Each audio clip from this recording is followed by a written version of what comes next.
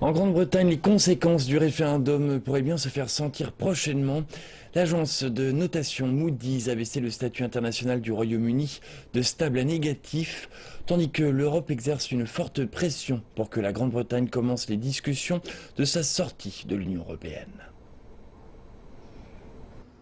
La pression sur le gouvernement britannique vient de tous les côtés. À Berlin, les ministres des Affaires étrangères de l'UE ont conseillé au Premier ministre David Cameron de se retirer rapidement pour permettre les discussions sur la sortie de l'UE. Bien sûr, il faut désigner un nouveau Premier ministre, ça demande sans doute quelques jours.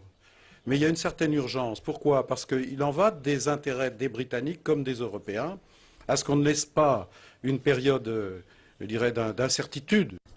Le ministre allemand des Affaires étrangères a déclaré que la rapidité était essentielle pour la réputation de compétence de l'UE.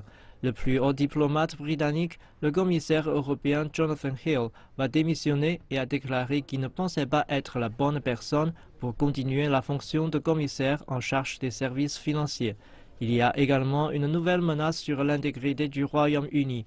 Le gouvernement décentralisé de l'Écosse a déclaré qu'il entrerait dans des discussions immédiates avec l'Union européenne pour protéger la place du pays dans l'UE.